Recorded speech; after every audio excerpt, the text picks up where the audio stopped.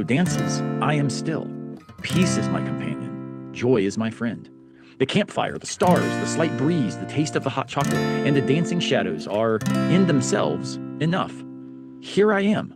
Why waste time wanting to be somewhere else? Join me by the campfire. Hello, everybody. I am Aaron Simmons, and this is the inaugural episode of Campfire Philosophy. Thank you so much for joining us. If you are watching live, thank you for hopping in, and you will be able to join us for the conversation, be part of the discussion by simply dropping in questions and comments in the comment section there on YouTube or whatever format that you're watching it on. It's also being streamed to LinkedIn. I think there's some Facebook channels streaming it as well. So if you drop in comments, we'll be try to get those up into the show. We are having a little bit of technical difficulty tonight, which is expected, I guess, since the AI revolution is only halfway complete. And our guest, Christy Flanagan Fedden, has had to log off for a second. She's having some video issues, and so we are doing our best to get her back in with us. But as soon as she comes in, I will, of course, introduce her, and we will draw her into the conversation. So again, this is the first episode, Campfire Philosophy, and the idea of this podcast, videocast, is that it is not an interview with people. I figure there's plenty of other podcasts doing amazing stuff like that. I've been on them. My guests tonight have been on many other podcasts themselves. And instead of just doing an interview, the thought was, man, wouldn't it be cool to be a fly on the wall with really smart people doing really amazing stuff about really important questions? And that's what this is all about. So I am joined tonight at the campfire by three people. And Christy has been able to make it work. Fantastic. I heard. I am Ironically, we're talking about AI, right? AI has cut in our favor, it looks like. So I am joined tonight by three people who are personal friends with me, and I am honored to have them here. Kevin Shilbrack, who is a professor at Appalachian State University, and in fact wrote the essay, What Isn't Religion?, which has been instrumental in me thinking about philosophy of religion. And then Kevin Carnahan, a longtime friend of mine, who used to be a colleague of mine, actually, at Hendrix College. He's now a professor of philosophy and religion at Central Methodist University, not the University of Virginia, as the back cover of his first book claimed. Greatest typo of all time, I think. And also Dr. Christy Flanagan Fedden, who is a professor of religious studies and philosophy down at University of Central Florida, and also the director of the Interreligious Dialogue program there. So three amazing humans. They all do work at this intersection of philosophy, religious studies, theology, and then also questions of religious practice. And so thank you all for being here. In order to get things rolling, let me start by just asking you all a simple question. When was the last time you went camping? Shilbrack, what about you? What's camping? Too much time in the library, my man. Too much time in the library. But to my credit, though, I was just in the middle of nowhere in Colorado, and I did a hike on a thing called the Incline, which is a vertical stairs up to what was it? I don't know, 7,000 feet or something like that. It was way up there. Oh my goodness, that's amazing. Yeah, I'm impressed. What about you, Carnahan? When was the last time you went camping? So my parents are retired, and they used to come down to the Lake of the Ozarks and park their RV. And so my family would go down there and pitch a tent next to them. But it's been a couple years since we've done that. We were just talking about that the other day because we haven't been down to the lake. We have a pool in our backyard, and I don't see why anybody go to a lake if they have a pool. So, but yeah, it's been probably a year or two. Oh, fantastic. And Christy, what about you? I mean, I know you're in Florida, which makes camping just kind of hot and muggy, but well, it's treacherous. There are, lions and tigers and bears and alligators. Does for wilderness count at Disney World? In all seriousness, it does not. Oh, come on. It's camping. It's a campground. I think in all seriousness, there was an impromptu experience at St. George Island, one within the last 20 years that was about as disastrous as you might imagine, but that would have been actual rustic camping. And I haven't done it again. So there's my answer. That was the last time, huh? Yes. Well, you said Fort Okay. Wilderness doesn't count, and I object to your terms. But... Well, the reason it does not count is because when I was, probably 12, maybe, I think that's about right, maybe 12, 13, my family went camping at Fort Wilderness with like this big church group. And so there were all these different families, and so we're all out there at Fort Wilderness. And it was absolutely a monsoon that rolled in that afternoon. And so I'm the oldest of 4 kids. All of us ended up in our minivan all night long with the rain just absolutely, coming down all night long, thunder clapping. It was awful. And so my experience of Fort Wilderness was so bad when I was a kid that now my view is it just has been erased from the camping lore. So, yeah. Well, see, that isn't fair. Yeah. That you're changing the definition before it even begins. So, well, as philosophers are apt to do, right? You stipulate a definition that cuts in your favor. I see. Well, it is so good to have you all with me. The topic tonight, the question tonight is, so what even is philosophy of religion anyway? And the reason I wanted to start this podcast with that question is because it's actually a question that I, as a supposedly professional philosopher of religion, have spent about 20 years trying to figure out myself. And what's really cool, and for people watching who may not know, this is what's understood as meta philosophy, right? Which is where we're asking questions about what we do in particular philosophical spaces. And so this question, what is it we do when we do philosophy of religion, is an important question because it hits on an intersection of a bunch of different concepts, terms, categories: philosophy, theology, religious studies, and then something called religion, which ostensibly is what philosophy of religion, theology, and religious studies are all interested in. And so I want to try for us to at least put forth our view of how philosophy of religion functions, both in relation to something like religious studies and theology as other academic discourses, but then also how do we then make sense of what we mean by religion in order to be philosophically aware and intentional in our discussion of it, right? And this is something that Schilbrack has certainly talked about in his work, in so many other fields of philosophy: philosophy of science, philosophy of mind, philosophy of technology. The first question is in all the textbooks. So what then is science? What do we mean by technology? What then is mind? Every philosophy of religion textbook starts with traditional arguments for the existence of theistic God, right? Problems of evil. Like, it jumps in as if the religion question was already settled and obvious. And that's fundamentally a assumption, kind of like Fort Wilderness not counting as camping, that might get us off on the wrong foot. So maybe let's start. Schilbrack, if you don't mind, give us an account of what you mean by philosophy of religion, because you are both trained in philosophy, but yet I think kind of have your disciplinary home in something called religious studies. So how is it that you would navigate that intersection? How do you make sense of it? Well, you're right to start off by saying how contested all these issues are. One of the basic divisions is between the Professional Society of Philosophers, the APA, and the Professional Society of Religious Studies people, the AAR. Philosophy of religion can be found on both sides of that fence, and the two sides will understand each other, but they're not really doing the same thing.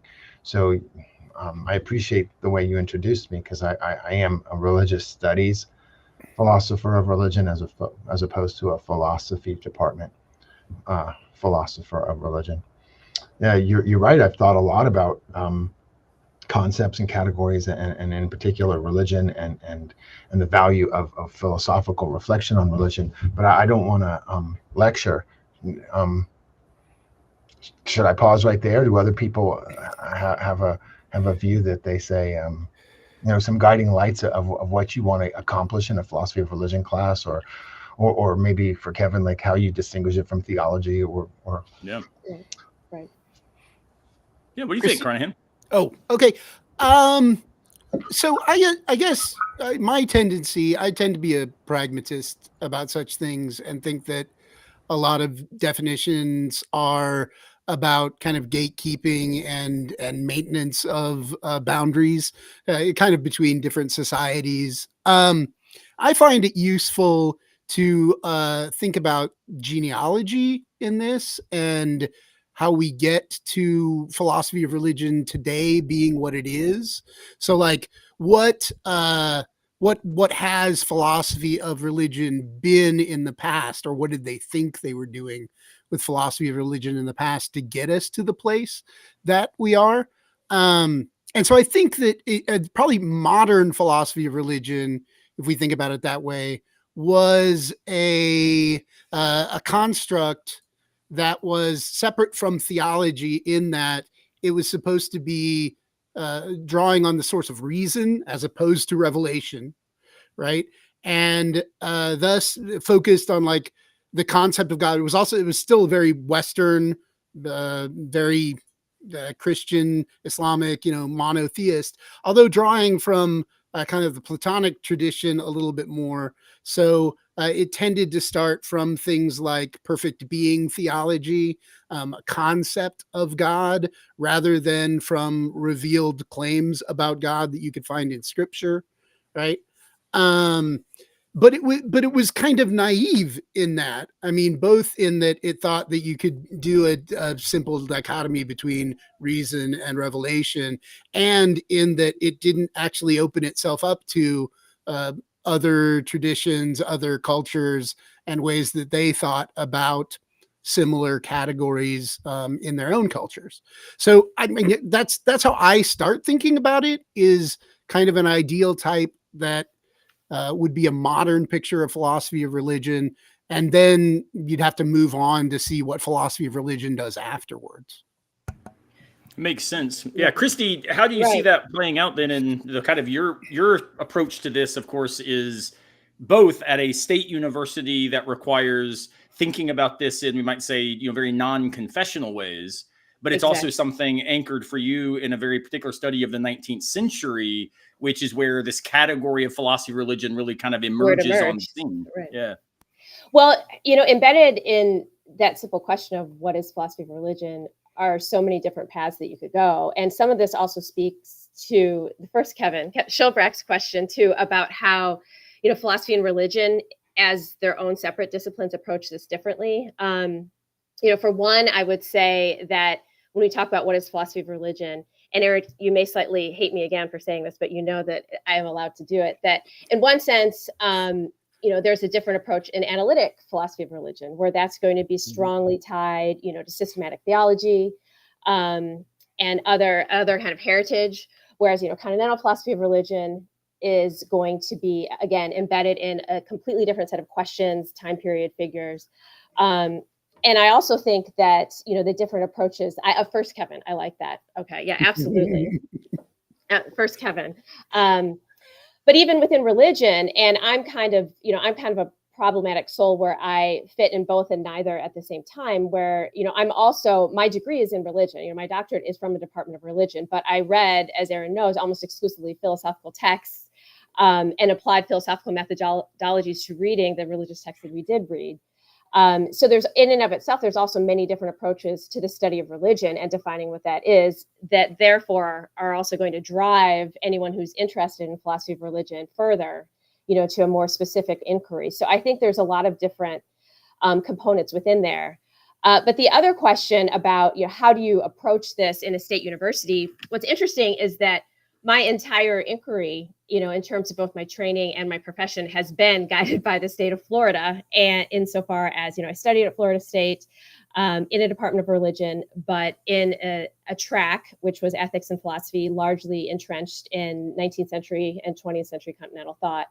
And then I'm in a program at the Department of Philosophy that's interdisciplinary, that includes philosophy, religion and cultural studies, and humanities and cultural studies.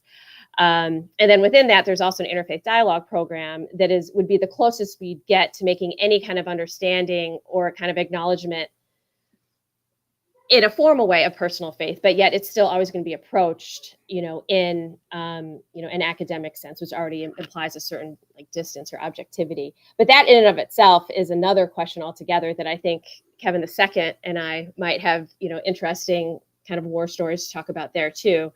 But I'll pass the baton back to y'all for a minute. Yeah, Shilbrack, why don't you hop in and kind of respond to what's been being put on the table? Unmute yourself though, because we're definitely not. Your voice is so sexy. Yeah, I can lower it.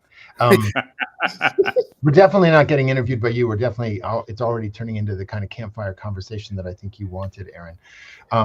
But right. Christy's comment about teaching in a public school, which Kevin, the other Kevin, doesn't do, and Kevin's comment about gatekeeping.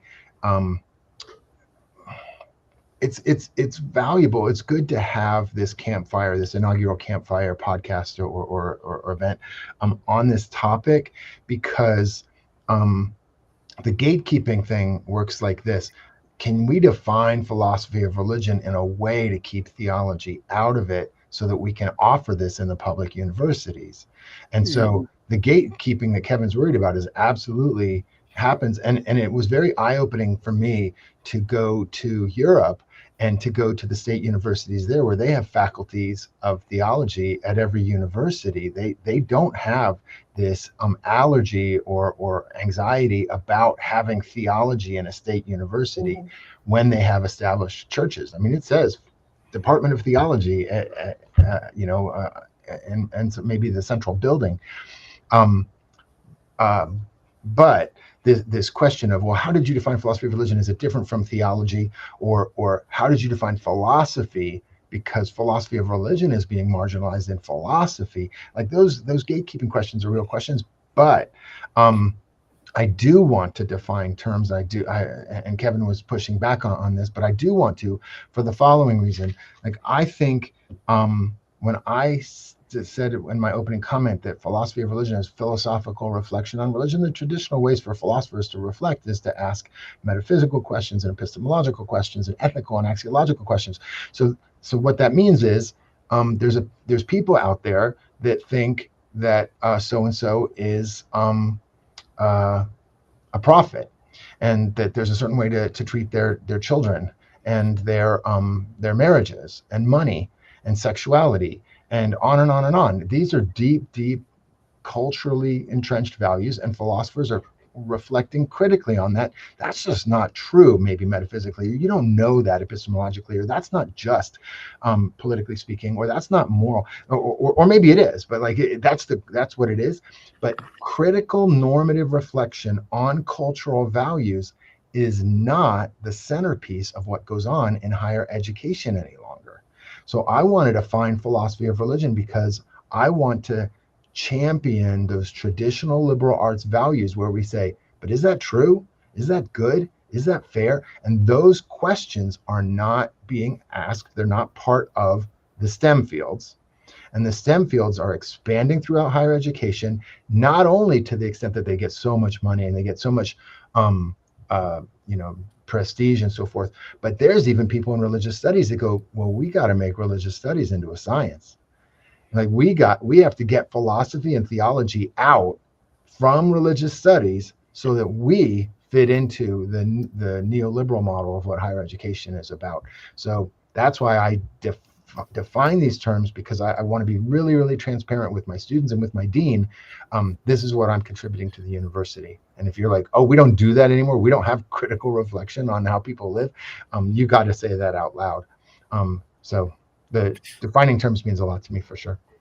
So I'm curious, Kevin, when you Kevin the first, when you do that, when you try and define philosophy in that way, I mean, there's a little bit of a tension there, because in theology, right, people would also claim to be reflecting critically on a whole set of these things. And it seems like the difference probably comes down to something like a whether the starting point is confessional or something like that, Right. to make the distinction, Yeah. right? So some people are doing it from a kind of confessional standpoint, but I'm not. This gets to part of the problem for me is that I don't know how exactly. So when people say confessional, oftentimes it goes back to the idea of, are you starting from revealed truths, or are you starting from that, right? Yeah. And it's kind of weird place for me as a theologian when I function in that way, because I don't have a high theory of revelation, right? I mean, like, I kind of appreciate the claims of my own tradition as the products of people who have had conversations, who have produced them over time, right? Yeah. And so I don't know, like, I understand there's a difference between the two, right? But it's drawing that line to get it exactly what is confessional, what's not confessional, right? How do you make that distinction? It ends up being a problem that I have to deal with all the time. And in part, it is a thing that when I'm teaching philosophy of religion, right? I go back to a set of fairly traditional distinctions. I say, well, we're going to pretend like what we use here is reason as opposed to revelation. That's oversimplified, but we're going to act like that's what it is. We're going to pretend like there's an absolute difference between confessional and non-confessional, when really in most of Western philosophy of religion, that's been brought in, like a lot of those confessional claims have been brought into the philosophy of religion anyway, just without saying that they're brought in, right? So inevitably it brings that up. Yeah. Okay. One of the things, though, you're saying, Carnahan, that I find really important about making sense of the things, Shilbrack, that you are suggesting as far as this philosophy as the hallmark or core of higher education, the kind of original task of college being critical reflection on what we take to be true, meaningful, beautiful, good, etc. It seems to me that one of the ways I often understand philosophy to do that work is, Carnahan, by trying to at least frame what we claim confessionally from what we take up as the object of our critical inquiry. Right. So Alvin Plantinga, famously, a Christian philosopher of religion, suggests that ultimately there should be no difference between the confessional approach, right, starting from our deepest held beliefs, and the sort of philosophical approach reflecting then on whether those things are true. He says we always start somewhere, so why not start from a religious, springboard as opposed to some sort of scientific or objective springboard?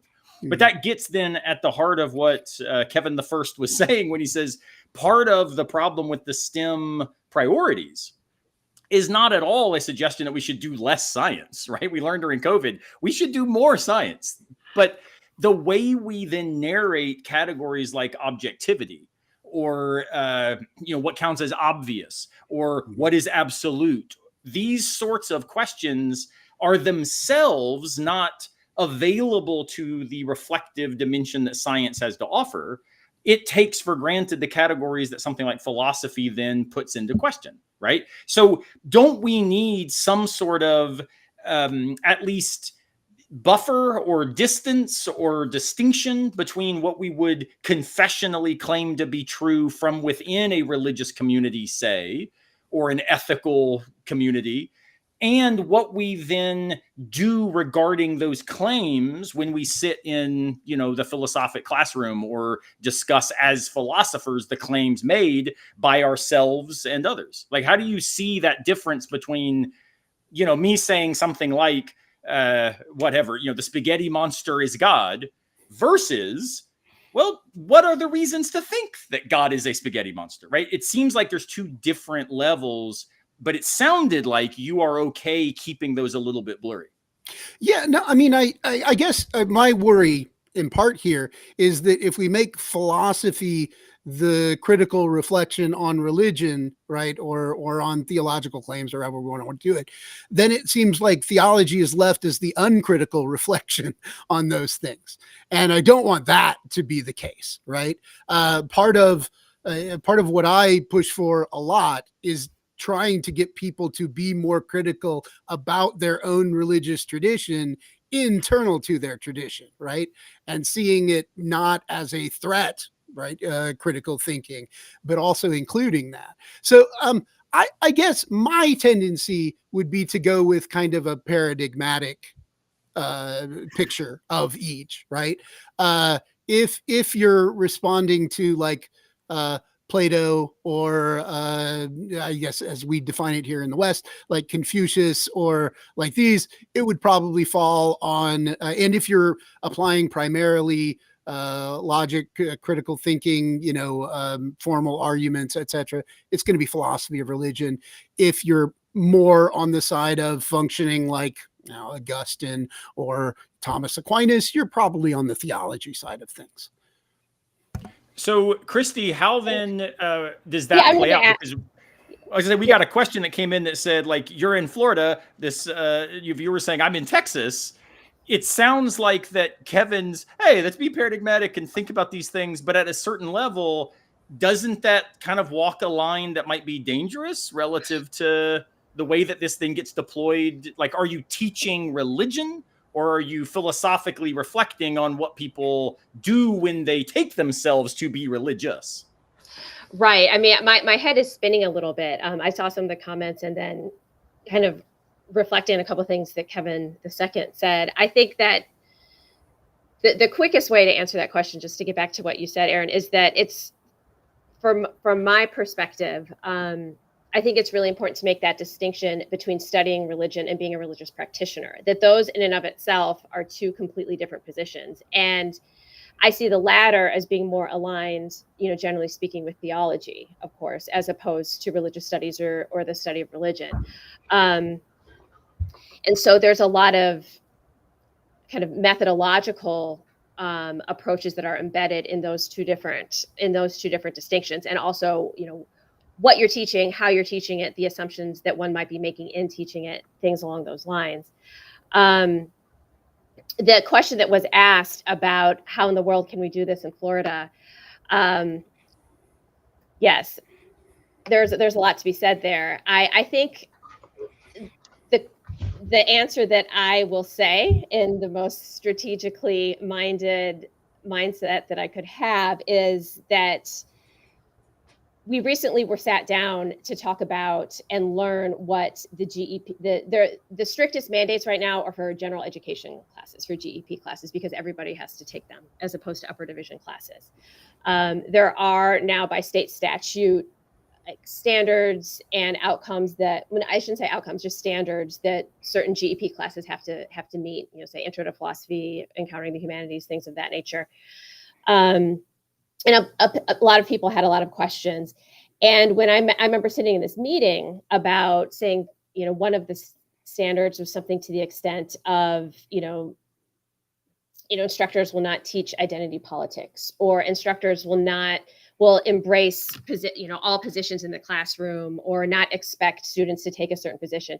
And the first thing I said is that to even be having this conversation, to even have this standard, implies a deep and fundamental misunderstanding of what religion or philosophy is anyway.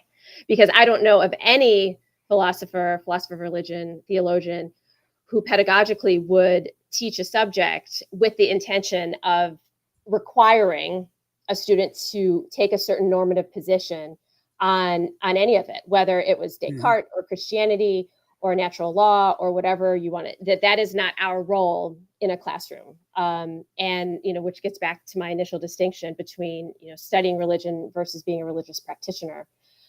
The other thing that I was thinking that makes this a lot more complex relates to something that Kevin I said about this STEM-centric mentality. And I think while the connection isn't immediately clear, it does have this sort of infatuation we have with empirical verification now, right? That's part of what gets us into such a mess. In terms of, well, how can you talk about, forget about the distinction between religion and theology, how can you even talk about this in general for lack of any type of evidentiary claim? And that in and of itself, what kind of inaugurated the discipline in itself is because there's so much that we can talk about that exceeds, the ability for empirical evidence, and not by default or not by some type of deficiency, but by design. That's the very nature of the content, that we're discussing. And, those are the kinds of questions that I think are, that most intrigue me in terms of why we need not just religious studies, but philosophy of religion to try to think about some type of framework that helps us approach those questions, because other types of inquiry are going to fall short, not because they're inadequate, but because of the nature of the object itself of what we're studying. Right. Well, so this brings us to, I think, two interesting questions that are kind of layered into both what Carnahan and then Christy, what you both are saying. One, I agree with you both saying that if we are to differentiate philosophy of religion or philosophy more broadly and something called theology, it's probably going to be in a kind of broadly Thomistic sense where one philosophy is available to, you might say, reason giving among all, members of the philosophical community, whereas theology is something deployed relative to a particular kind of confessional set of commitments that are operative within a community defined by something like a religious framework, right? So we might say, broadly speaking, theology has some degree of a confessional requirement. Philosophy not only doesn't have that, but in fact might reject it, might actually think that's a problem. So if that's the case, and then Shilbrack, I want you to take a swing at this. If that's a loose way of making sense of philosophy versus theology, isn't it the case that theology then seems like it might be a problem as a discourse taught at the university level in light of the critical thinking work that you were saying should be so central, right? I know a lot of the people that we all read, the Russell McCutcheons and Craig Martins and Jonathan Z. Smiths and others have suggested this, right? That the deeper we get such that philosophy of religion looks, or religious studies looks like theology, we're now doing something else, and it's something not viable within a university setting. How would you see that, Kevin? I actually disagree with them on this point, but I'm interested, since you also engage these questions quite regularly, how would you take up, should theology be a discourse at the university level? I totally disagree with them as well. And I think I'm agreeing with Carnahan on this, that you can have a distinction among religious practitioners who say, I want to critically reflect on my faith, but I won't ask about certain things. It's just going to be doctrinal for me, or it's confessional for me, or it's not something that we could call into question. It would be identity politics in some sense. So if that's confessional theology, then there's I think what Kevin's talking about is, I like the label academic theology, and I think there's no way to successfully exclude it. I think if you say, well, these people, they assume that the largest framework of reality has this theistic perspective, and we got to exclude that. We can't critically reflect on that. That would be academic theology. If you excluded that, are there frameworks that are there some disciplines in the academy or some inquiries in the academy that don't have any frameworks like that? I think there's a physicalist in our chat talking, and I would love to include them too. I would assume that they would say, yeah, I stand in a particular place. I see the world from my perspective. I'd like to critically reflect on how I was formed this way and what the implications are as much as I can. I don't see how that's different from Christians or how that's different from Buddhists and how that's different from Muslims and so on. So I guess I was hinting at this, but I didn't say it explicitly before. I think that in Europe, they have academic theology, as opposed to just seminaries or training in the faith or something like that. And I don't see a way to exclude that. Just to give a really fast anecdote, one time I was on a stage with Bruce Lincoln, who's a famous Marxist. I think maybe the people in the room here know, but maybe not everybody in the audience knows. Famous Marxist comparativist, a brilliant guy. And he was trying to say, as Aaron just did, we got to keep theology out of the university. It doesn't belong in the university. And I said, yeah, but how do you draw that line in such a way that you don't kick ethics out of the university? Because that's going to be normative, critical judgments about people's lives. He said, I'm not kicking anybody out. And I think there's a lack of clarity about what the implications are of defining higher education in such a way that it doesn't include normative evaluation. So normative evaluation for me is the umbrella that includes philosophy of religion and academic theology and ethics and maybe, political theory and feminism too. And I think you're going to find it all over the place in the university, and it belongs there. Otherwise, all you get is vocational training. Like higher education is just professional and not self-reflective or critical. Yeah, no, and let me make clear, and Kevin, of course, knows this, but my own view on this is not that we should kick theology out of the academy. It's actually there is no non-perspectival position from which one could begin to ask a question. So reflection is always itself already enmeshed in a fabric and framework of assumptions. And if we don't take seriously those assumptions as already operative, we're acting like we're doing critical inquiry when in fact what we're doing is allowing that critical inquiry to have like a floor below which we will not continue to push. So that doesn't mean, and this is an important point to those who, there was a comment that came in and said, we've got to be careful though about not forcing people to, abide by or assent to certain perspectives. That seems right. And I think all of us would say there's a big difference, though it's still maybe complicated. There's a big difference between, hey, come join my how to pray class, right? Versus come join my philosophy of religion class. Or even let's think about scholastic theology or a seminar on Aquinas or Duns Scotus or Maimonides. Very different than here's how you engage in praise and worship, right? So how to be religious is in no way the kind of thing that even academic theologians are doing. It's more, what is it we should take seriously as meaningful in the spaces where we find ourselves? And so this actually, I think, Shilbrack, you're right to say the worry is that this runs us into problematic policing of the discursive engagement, right? And so you're right. How do we then say ethics counts? This is the problem I've always had, though I admit I'm becoming more sympathetic to it in light of contemporary political realities. There will be a later episode of Campfire Philosophy called Why Democracy Needs Disagreement. And so we're going to take up this question with some political theorists.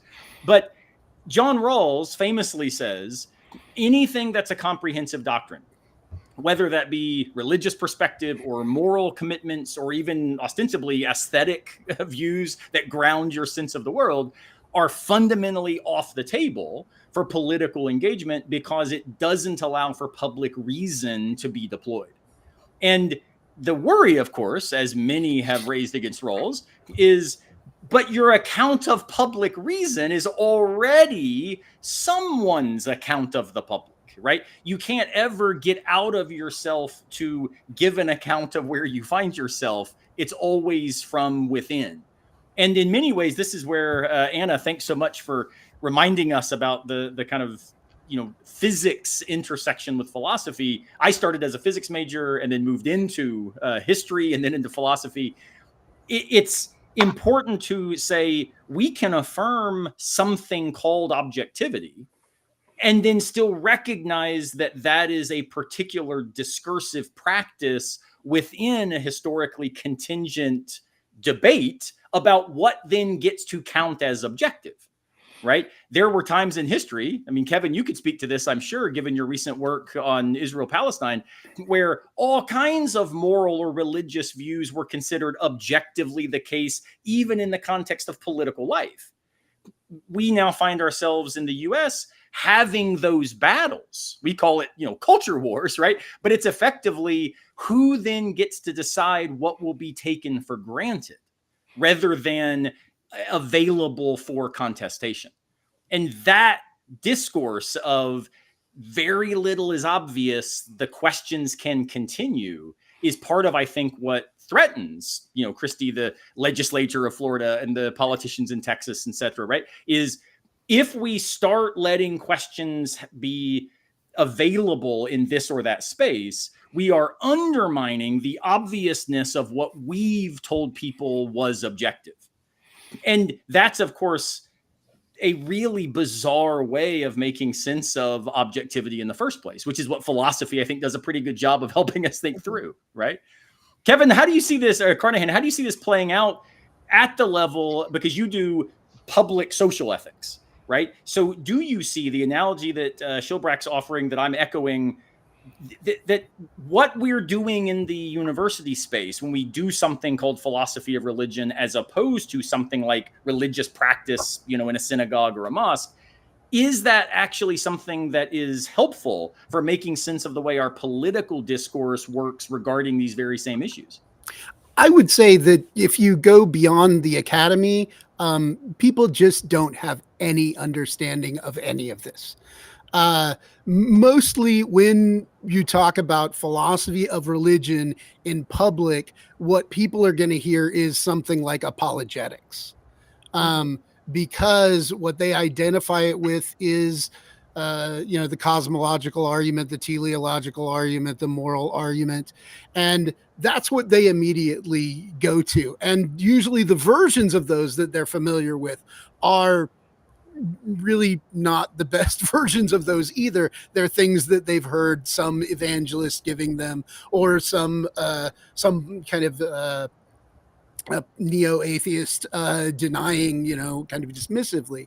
And I guess this brings us back to where I think we've gotten. So I said, I think the modern idea of philosophy of religion was supposed to be this kind of from reason as opposed to revelation, not from community. And I think where we've come is a place where, actually all of these represent different kinds of communities and have different standards that are applied in them. There are boundaries. So I teach philosophy of religion and I teach theology classes, and both of them have boundaries for the discussion that we just can't go past, right? If somebody starts to do an argument about the existence of the soul in my thing, and start in my philosophy class and starts quoting the Bible, I'm like, nope, that's not allowed in here, right? Whereas in my theology class, there's all sorts of other things that I have to say, oh, nope, we're not going to go there. And it's not because either of these is just simply confessional or not confessional or something like that. They're just standards for what counts as participation in the dialogue. And I guess that's one of the things that I've noticed, that I've realized teaching philosophy of religion, is how many of the students' initial responses to things are things that are just not included in the tradition of philosophy of religion. And so sometimes students will come up with these really creative things that they want to respond to questions with. And I just have to say, that is really interesting, but that is not in the line that was engaged by Locke or Plato or Hume or Kant. And so I don't think we can actually go down that road, right? Because we're actually in a tradition here. And in order to get you to the tradition that we're talking about and make sure that you've hit all the bases in that you've got the knowledge that you need, right? We need to engage those things. And then this, I suppose, opens up the second question of philosophy and religion today. So if we recognize that this is a kind of community, the other thing is that philosophy of religion, if it's going to be philosophy of religion, needs to be something more than philosophy of Western monotheistic, Neoplatonic religion, which is another question of how you're going to, whether it should be broadened out and how it could be broadened out. That takes it beyond. Yeah. Well, that point there is a wonderful point to come back to. We're going to take a quick break, say thanks to a couple sponsors, and we come back. Christy, I'm going to flip it to you because I want to hear about how the interfaith dialogue introduces this, what has traditionally been understood as a comparative engagement. But of course, it may or may not be something that's being compared. But, appreciated in a cross-cultural, multicultural sort of way. And then I also want to hear Shilbrack about the great book series that you edit at Bloomsbury, and I might co-edit it with him, it turns out. But I'd love to hear about the way that we're approaching doing that book series. I think that also speaks to Kevin's point about needing to not think philosophy of religion is really just philosophy of classical Western monotheism. So let's take a quick break and we'll be right back. I hope you are enjoying Campfire Philosophy. I would like to take a moment to thank Planksip for sponsoring the show. Daniel Sanderson is the guy behind that media outlet, and he is a fellow lover of philosophy. So if you get a chance, head over to planksip.org. That's PLANKSIP.org. If you sign up for their ideal plan and use the offer code AARON, that's AARON, you will get 50% off for the first 6 months. Free book publishing and lots more. Go check them out. And thanks so much to Daniel and Planksip for sponsoring Campfire Philosophy. Now, back to the show.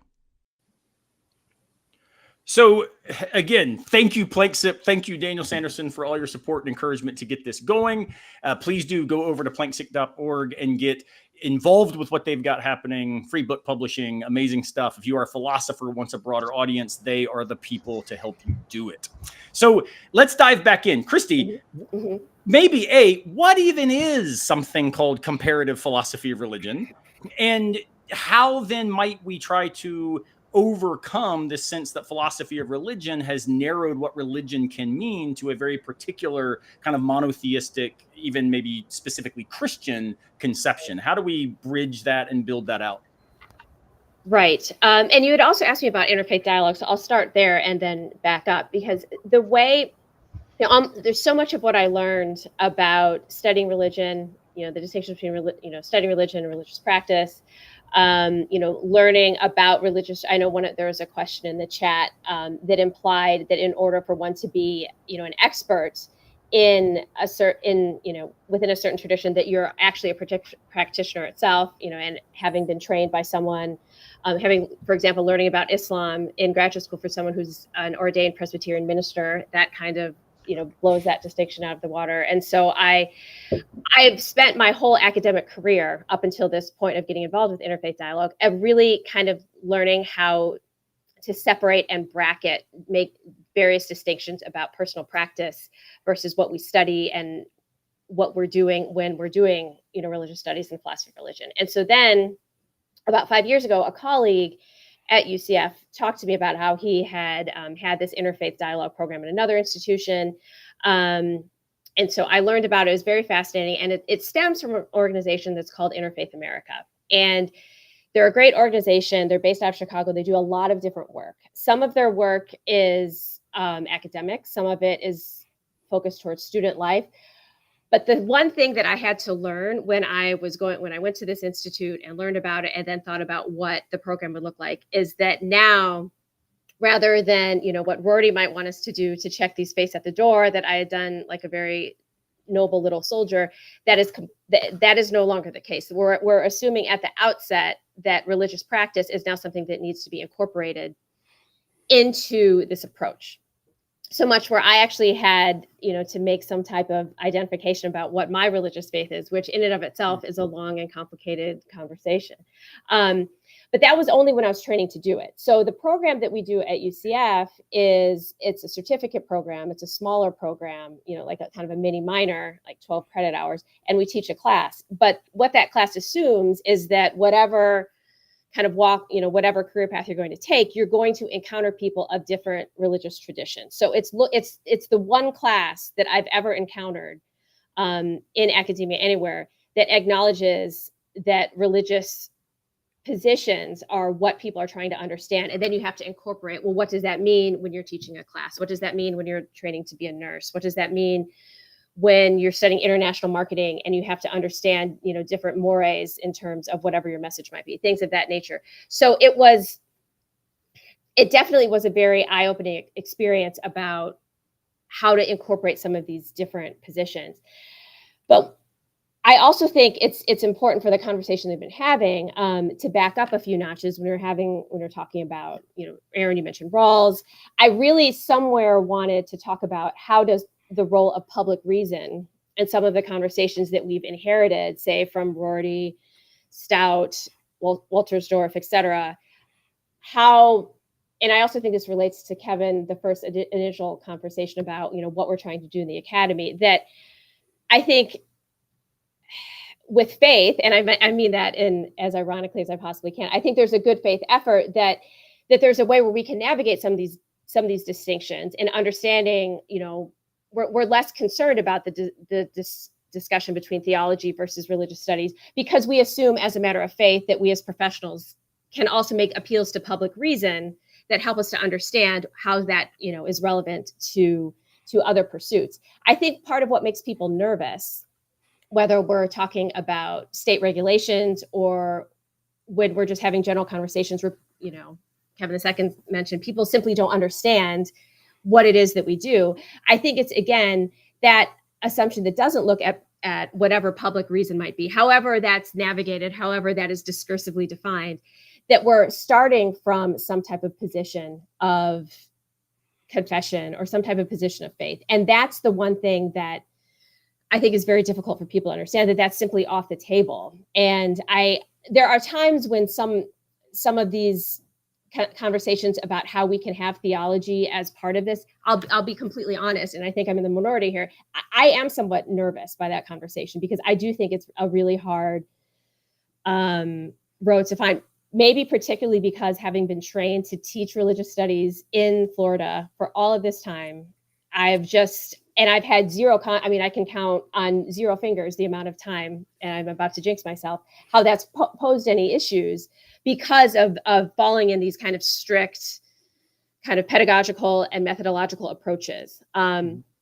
so there's a way in which taking any type of theological position makes me very nervous. That doesn't mean, and I think it's more not what the theologian would take, what the academic theologian would take.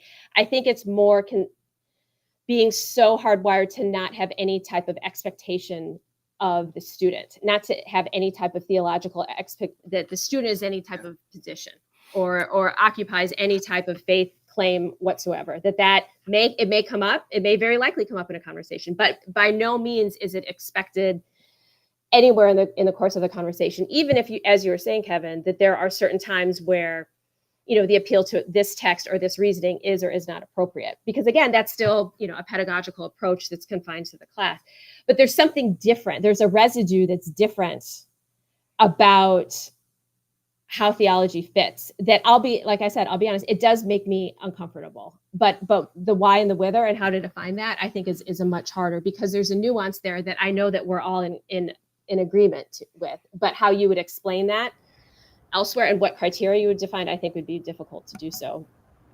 Yeah, and in many ways, what you're hitting on is what the philosopher Nick Woltersdorf refers to as public philosophical reason. Right. And he says, look, Alvin Plantinga and he and some others just think there is no such thing as public philosophical reason. People like myself absolutely think there is public philosophical reason, even if it is never actually an objective thing, but historically defined in terms of the kind of, categories that we are allowing to gain traction or not, given the community of scholars, the community of peers. And I'm okay with that rigidity within a slippery context, rather than it having to be a kind of absolute. And I think it's right though, right? I mean, the idea that we can say X is going to be the case for us is recognizing and acknowledging the fact that we could have said Y, right? As opposed to saying X is the case and therefore let's make sense of us, right? That we are the ones in complicated ways deciding what will and won't count. And the we here is itself a contested category. Is it we scholars, we academics, we pastors or practitioners, we citizens, we legislatures, right? So Schilbrack, you have, I think, been at the forefront in philosophy of religion, calling for the overcoming of what you call the three kind of traditional dogmas or ideologies of philosophy of religion. And you say that philosophy of religion has traditionally been too cognitivist in the sense that it's focusing on belief rather than practice. It's been too narrow, focusing on Christianity and theism over, broader quote unquote religious or cultural traditions. And it's also been too insular, where philosophers tend to talk only to other philosophers rather than to sociologists and anthropologists and cognitive scientists and historians. So how is it that you see a future for philosophy of religion that overcomes some of that narrowness and in a way that invites the kind of interfaith dialogue that Christie is promoting at her institution? How do we do that? What does that look like? Can I tell a quick joke first?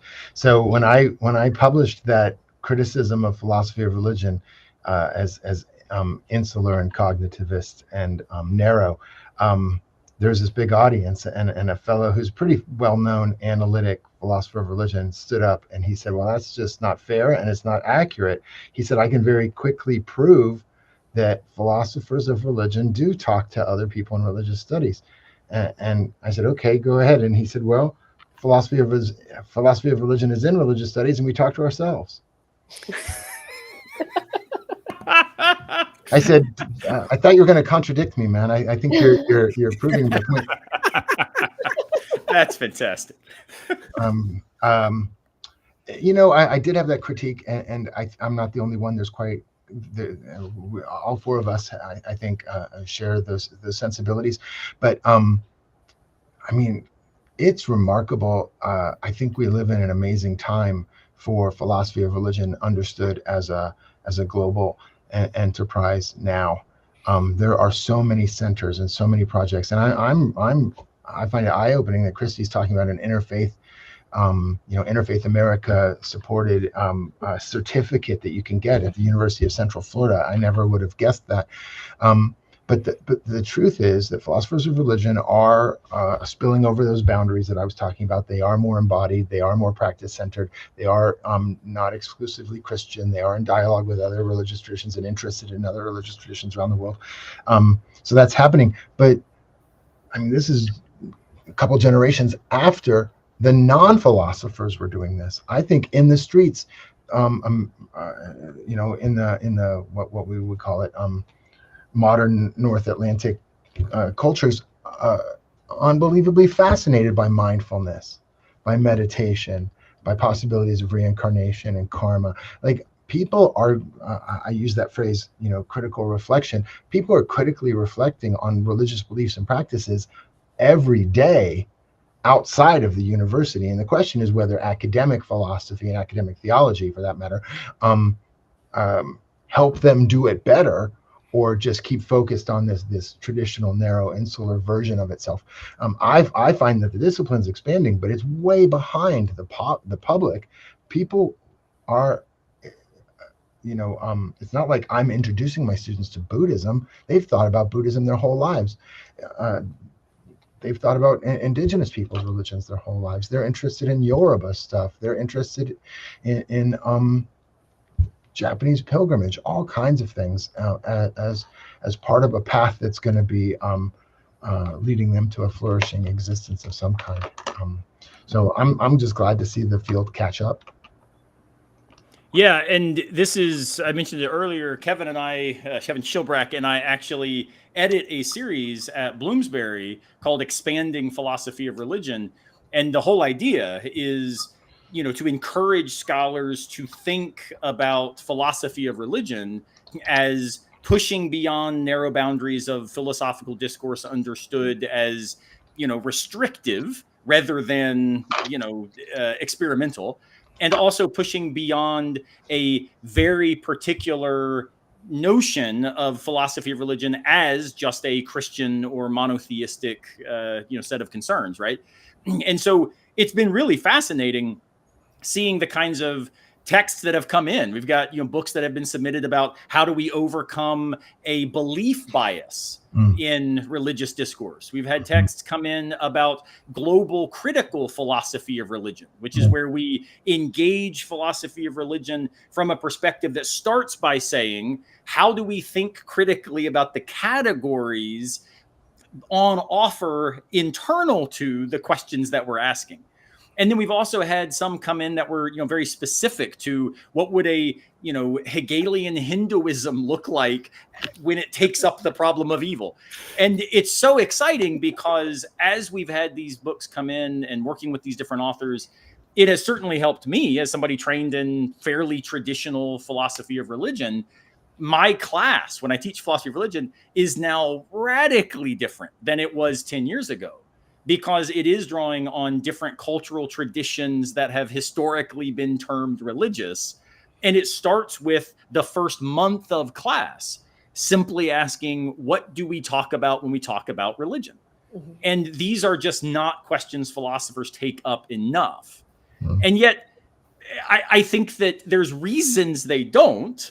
And for me, those reasons, I want to hear, Carnahan, what you think about this. I think the reasons we tend not to, we philosophers of religion, is because A, within the broader political context of, American higher education, there's just no requirement that we do, right? It's easy to kind of fall back into a latent, monotheistic framework without being challenged by that, either by students, by parents, by colleagues, by legislatures, etc. So it's easy to stay there, to remain complacent. But then secondly, one of the things that terrifies me is it's just freaking daunting to even get a handle on the debates in very narrow, specific, specialist ways. Mm-hmm. And now you want me to talk about, sweat lodges and Yoruba tribes and African religious traditions. And I'm just going to do this badly. So rather than suck at it and be dismissive or problematic to these traditions, I just will respect them by not, letting my ignorance show.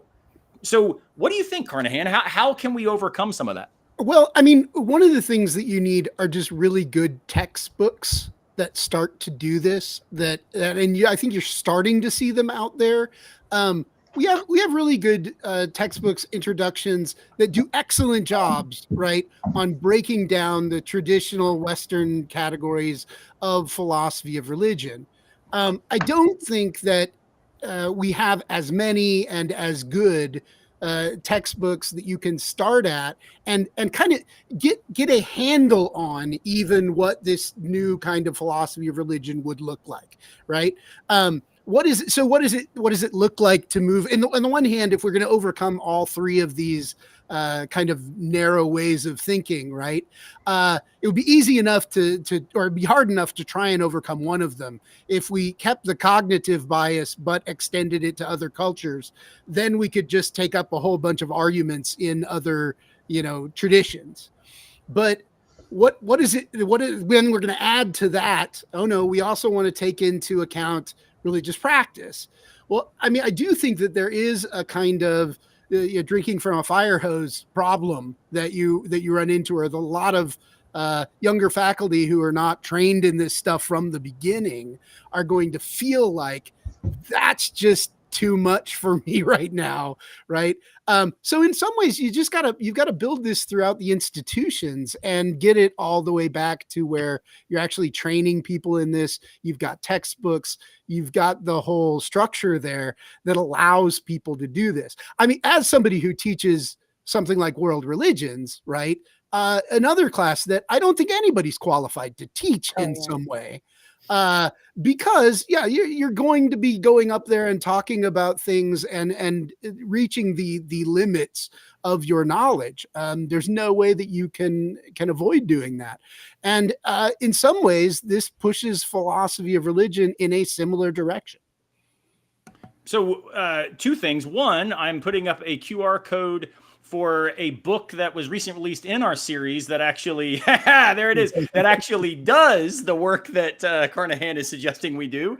It's Tim Nepper, a good friend of all of us, Global Critical Philosophies of Religion, just came out in our series, highly recommended for anybody who wants to kind of dig deeper into these ways of doing things a little bit more inclusively. Also, for any professors of philosophy of religion watching, if you want a resource to do this in your own classes, there's really none better than this, I think, as a on-ramp to rethinking how we do stuff.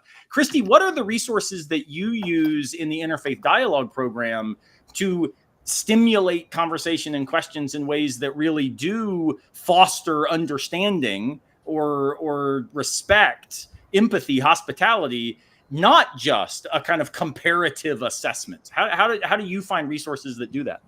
Right. I mean, that's a great question, because when we designed that class, we had a lot of conversations about what it would look like. And initially, my initial thought about what that class would look like was more along these lines, that it would veer more in towards like kind of a methodology class. We're going to talk about these really big issues of religious identity and subjectivity, and kind of do everything that world religions can't, for all the reasons that Carnahan just said. And but in the end,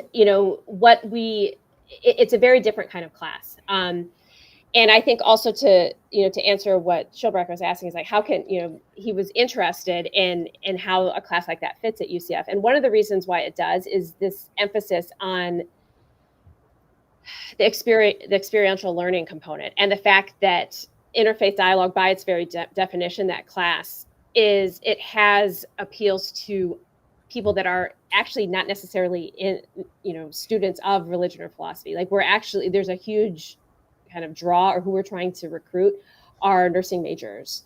It was approved to be an elective in the School of Nursing, and to the School of Social Work, things, because we're trying necessarily to have, for people, that there would be a small, I think the prerequisite is world religions, but we really want to not get into these really deep questions, because by necessity, we're looking at what it means to have kind of a public religion and a practical religion, and how this plays out. It ties to other areas. So what that class looks like is, and what we read is a real kind of hodgepodge of different texts. I mean, we do read Eboo Patel, and if you're not familiar with Eboo Patel, he's the founder of Interfaith America, and there's a kind of significant approach, I think, to kind of empathy and storytelling to understand how this model of religion, the paradigm we have of a melting pot as religious identity in the United States is somewhat antiquated, because of the idea that there's no multiplicity, there's no real pluralism in such a model, that because we lose, the kind of specificity of the identity, as opposed to this potluck dinner where we can still look at everyone's different identity where they find themselves. But I think it really relies on a lot of case studies to look at what are some of these problems in a real context. What happened when there was this? What happens when a medical practitioner has to treat someone who refuses a blood transfusion? What happens when there's a conflict with a religious symbol in a public space? Who gets to decide that? What are the sources that we use? What are different definitions of, hate crime and, religious persecution, or some other type of prejudice? And I think that the real takeaway that we get from this is to emphasize that through these cases and through the telling of stories, that it really helps. I think it helps to humanize a lot of this. And my colleague called it kind of like a love-in type of class, because it really is a very different it's a very different academic approach, because it's trying to be inclusive of all these different perspectives, many of whom are not going to be majors in philosophy of religion.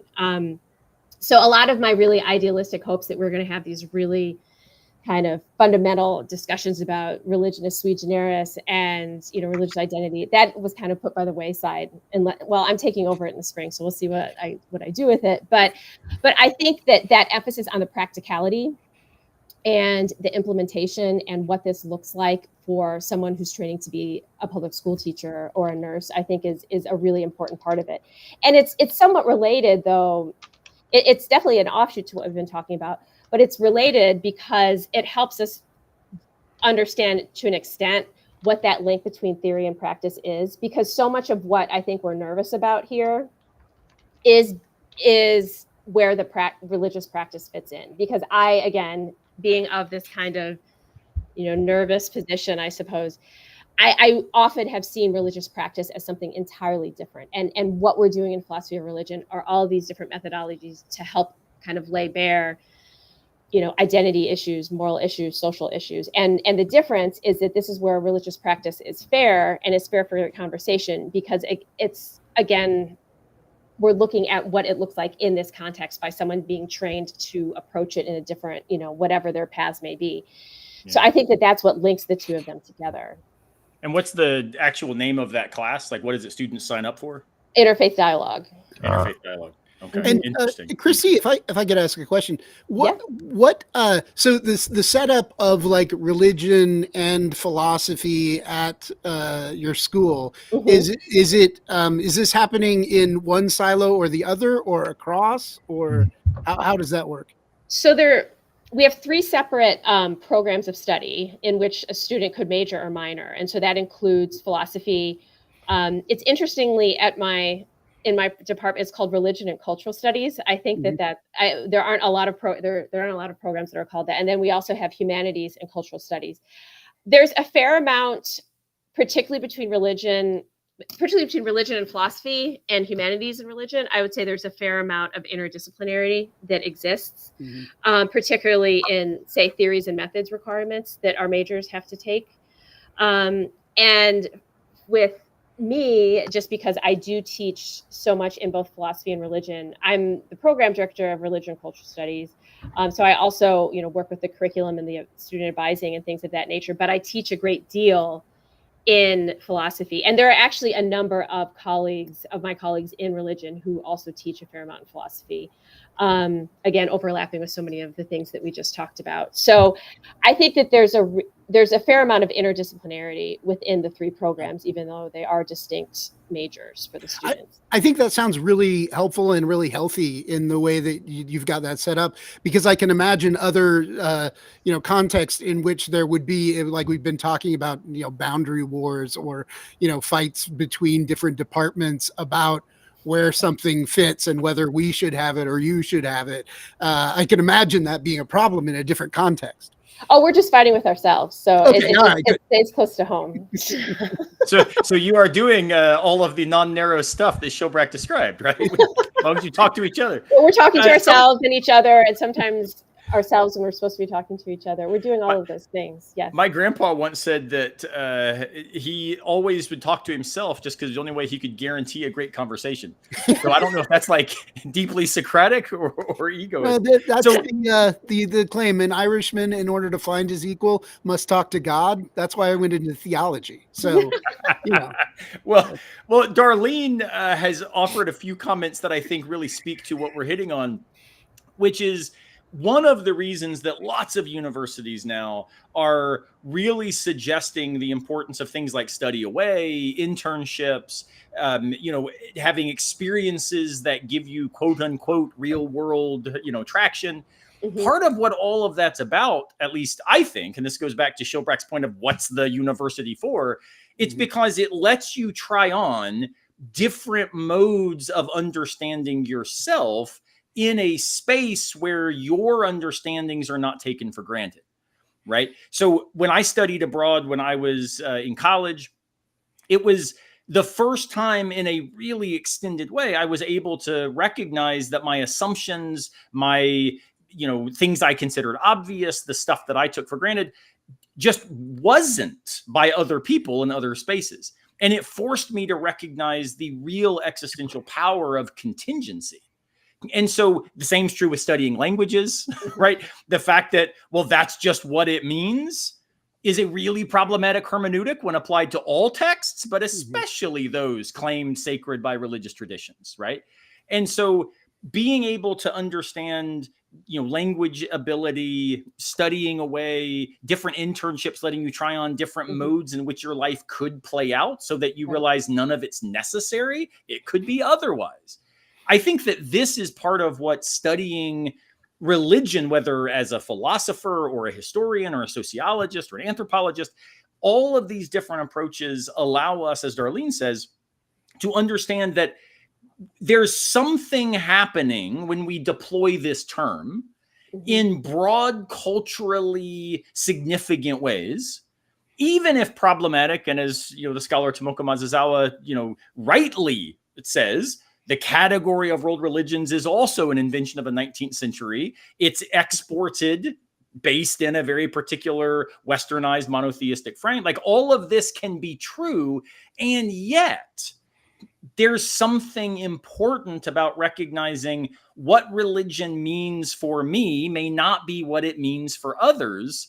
And I see this as a deeply democratically important lesson, right? I remember, in fact, when I was in, I guess it was in grad school, I went to St. Olaf up in Minnesota to study Danish, studying Soren Kierkegaard. And while I was there, I went to a local church. It was part of my denomination. But it turns out my denomination in Minnesota looked very different than my denomination in Eastern Tennessee. And that was fascinating to me, because the categories that I was working with were ruptured just by regional distinctions that I couldn't appreciate without allowing myself to be, as Martin Heidegger would say, put in question by the texts, rather than just always thinking my questions are the right ones, right? So, Shilbrack, how is it that you foster for students, or even when you give public talks, how do you foster that receptivity to being put in question? Because at least for me, I find myself, whenever I enter social media spaces and say, it seems like that y'all are operating with a rather problematic approach to biblical interpretation here. I'm not saying I've got it figured out, but there's different views. And I get called a heretic. Recently was told, that hell was waiting for me. Like, the ability just to even try to let the questions be questions is seen as so dangerous. I'm interested in how you found some traction in helping people be able to move into those spaces. Wow. That's a good question for all four of us, because I think our contexts are really different. So you and Carnahan are in these private schools, and Christy and I are in these public schools.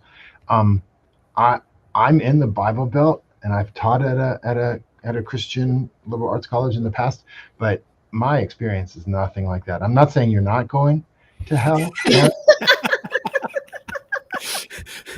but my goodness, my students are so, what's the word, post-Christian or post-theistic, that they've got tensions with their parents and with the Republican Party, which I think has hijacked this faith. And the last time I taught philosophy of religion, and it's coming around again, so I have to figure out what to do.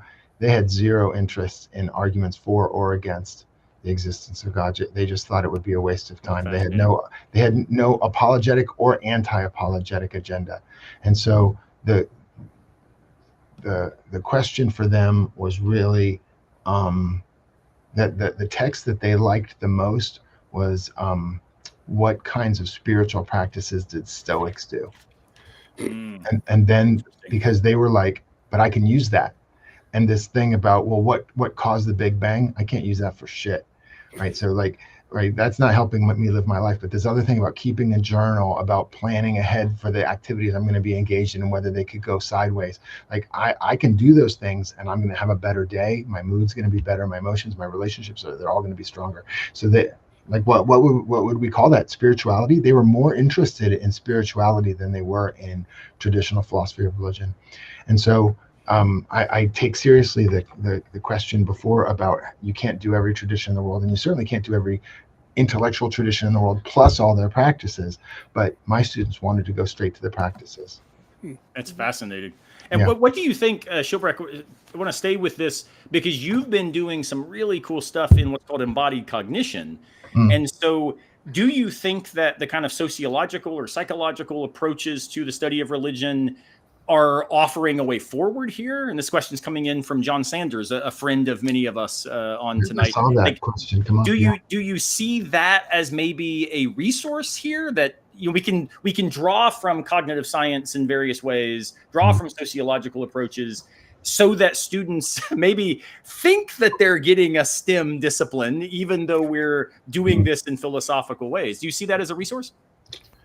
I definitely think that philosophy of religion or an embodied philosophy, practice-centered approaches to religion, this cluster of questions that have to do with the body and embodiment, those are distinct. It's going to be interdisciplinary, and you're going to have to lean on other fields. I don't know that it's psychology, and I don't know that it's sociology, though. That they can be awfully positivistic over there in the social sciences, but there's a revolution going on, I think, in cognitive science, and what did they call them? Neuroscientists, I guess. Like, there's a overlap, I think, between this branch of philosophy and cognitive sciences and neurosciences, which obviously is absolutely relevant to psychology, to evolutionary psychology, to sociology that's focused on practice. I think it's completely healthy for the field. But everybody's behind, if that makes sense. Like, I think all the traditional disciplines are trying to reinvent themselves and come to terms with a post-Cartesian understanding that you're not a brain in a vat, you're not just a thinking thing, but you've been shaped in all kinds of habitual and embodied and social ways that you're not conscious of, but it's shaping how you think and how you live and how you love. Yeah, well, and in fact, as a plug, again, a friend of all of ours and part of these conversations, John Sanders actually recently published a book called Theology in the Flesh, which I highly recommend, which is modeling what it could look like to draw on cognitive science and in particular cognitive linguistics to rethink the way that we talk about both religion, God, faith, these categories that tend to show up. So highly recommend Theology in the Flesh by John Sanders.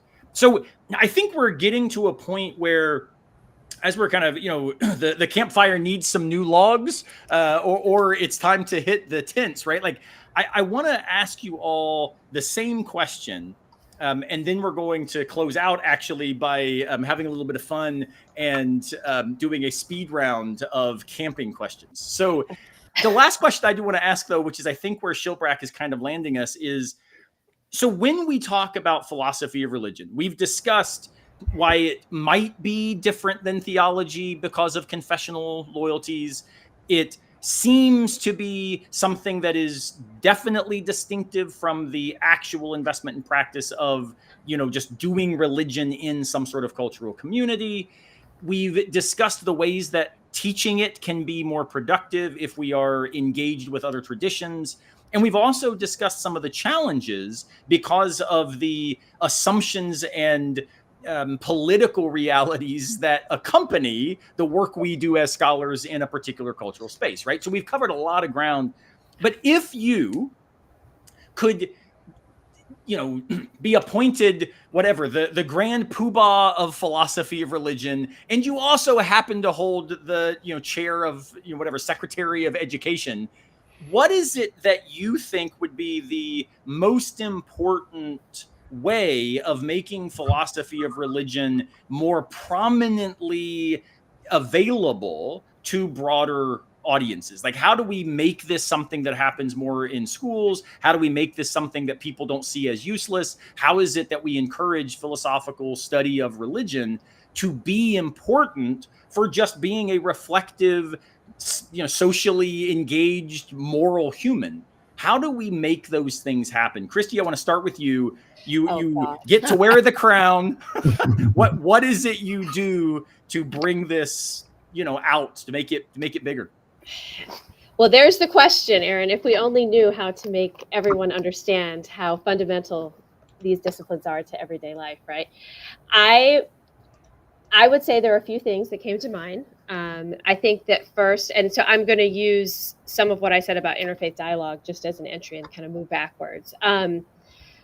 I think we need to find a way to destigmatize what religion means in the public space. And I think there are we talked about some tools that some of these other folks have discussed, for the last 50 years about what well, 300 really, but what it really means, how do we navigate what it means to have public reason? How do we understand pluralism? How do we understand what we're bringing to the table in this effort to have, the Rawlsian overlapping consensus that this doesn't mean secularism, and I think part of the tension, part of the kind of cultural divide is that we're still kind of wrestling with the idea that religion, qua priority, does need to be left behind private doors. And we've seen in so many different ways why that is fundamentally inadequate. So I think that we need to have a lot more understanding about what it means for our public space to be a pluralistic space, and to have some basic understanding of civil discourse and public reason. But beyond that, the questions that most motivate me and what have, engaged me for all this time is really trying to challenge what we understand by some of these really rigid lines. I mean, I've always been one who enjoys, why I'm kind of a borderline, philosopher and scholar of religious studies, is that I really enjoy reading things against the grain. I really enjoy thinking of how it is that, problems that exist within heterodoxy and problems that exist within how we've put all of these things in all of these, qualities and categories in areas that don't really work anymore. So I think we need to think a little bit more along the same lines of what pluralism means, by also what it means to have different types, kind of a multiplicity of religious orientations, religious identity that isn't necessarily in conflict with one another. And that's how we need to become more empathetic, and we need to learn a little bit more from each other. So a lot of it really has to do with the dialogue that we can have in forums like this, I think. Yeah. That's fantastic. Thank you so much. Let's go to Carnahan. How would you add? So Christy's basic point is, let's stop being assholes. Yeah. So what would you Exactly add what I said. to that claim? Yeah, so I'm pessimistic in general. So the things that I do, so as you've mentioned, I have like a TikTok channel. I engage with people in their videos. I do responses to people across a wide range of things, but it includes philosophy of religion things. It includes Christian theology. It includes ethics. And I just gotta say, I mean, a lot of that breaks down into, especially in the philosophy of religion area, kind of first year freshman, apologetics arguments about, Islam is the correct religion, or Christianity is the correct religion, or things like that. And in part, I'm trying to get people past just that view, right? And I keep trying to suggest, it might be that there are rational versions of multiple different religions, right? Not that all versions of religions are rational, but it's entirely possible that, and it might be that I'm justified in following one and you're justified in following another, and moving people beyond what I think is a very kind of strong rationalist, foundationalist epistemology, where they think that, oh no, there's only, at the end of the day, one of these is going to be rational. I'm going to make sure that I'm on that one, and I'm going to be able to defeat everybody else that's out there in whatever, game that we're playing. And in part that just means like a lot of what I do is just being critical of a whole bunch of different positions, Christian positions, Muslim positions, new atheist positions, that I'm just, trying to engage with. And I think that there is at least a group of people for whom that's really refreshing, to be able to be like, oh my gosh, he isn't just coming out and saying, oh, this is the right way. It's obviously the right way. If you disagree with me, you're irrational. But I've got to say, it's hard going. And there are a lot of people that are just not open to that at all. And especially in our current kind of political age and everything else, I think it's extremely hard to fight against those tendencies in our society. Yeah, so Christy is suggesting that we not be assholes. Kevin is suggesting that vanilla is boring. Yeah, so it sounds right to me. So Shilbrack, what would you add to this high level discussion here? I'm pessimistic too about the state of things these days. But you said we get to be what, Secretary of Education or something like that? You have all the power. That's right. My dad used to say, when I'm dictator, I'm going to fix this. Um, I don't hate that idea that my class said, can you give us religious philosophy that'll help us live our lives? That kind of spiritual turn, or whatever you want to call it, in philosophy of religion. I don't hate that. It reminds me a little bit, to go back to that event that I mentioned an hour ago about being on stage with Bruce Lincoln. And I can remember, and I was a junior faculty member, I wasn't really prepared to cross swords, but he was like, but we're not supposed to tell students how to live. And he wanted the normative out of religious studies. He wanted what he considered theology out of religious studies. And here I was defending what I considered to be a normative project. But for me, the normative project is this question of, look, people are already living their lives, and they're on these paths, and they're oriented in these different ways, and they have reflected on them. And so, like Kevin was saying, they've got rational versions of it. Let's take a look and listen to them. And I want you to be asking and answering a normative question.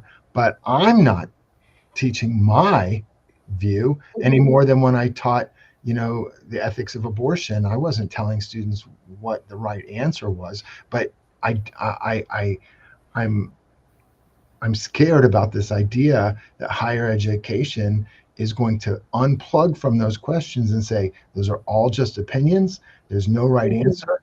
And so philosophy has nothing to contribute. And therefore we're only going to, this is the governor of Florida a few years ago, we're only going to give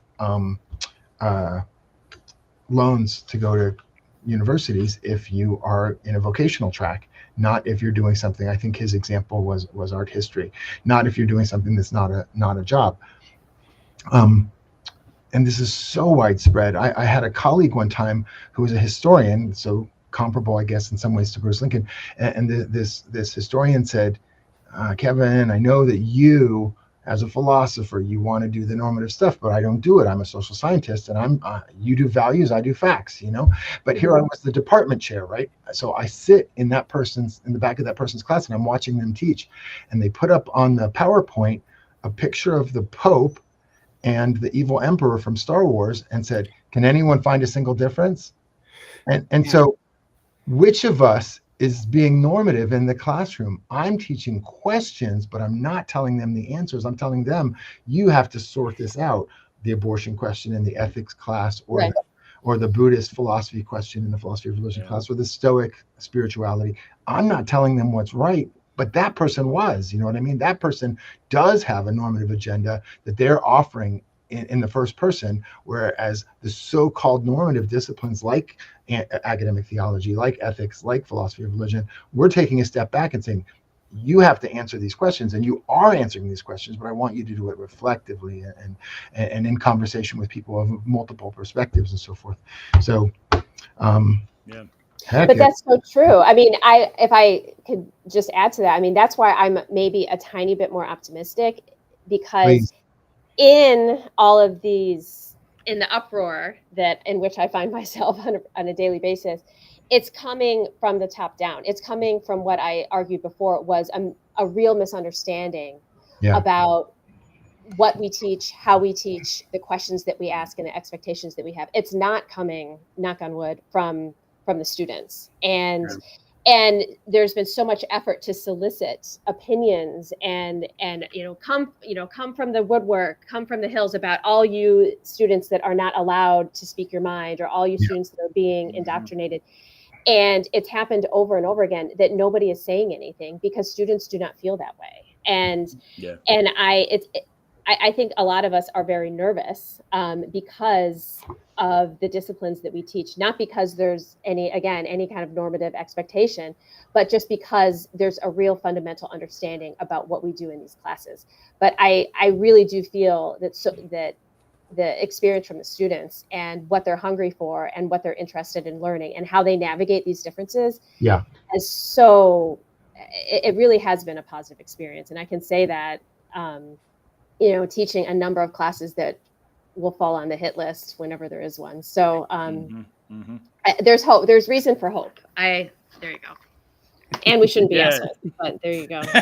It's always a good recommendation. Shilbrack, Sanders is asking a question that I would love to get your take on before I answer the question I asked you all.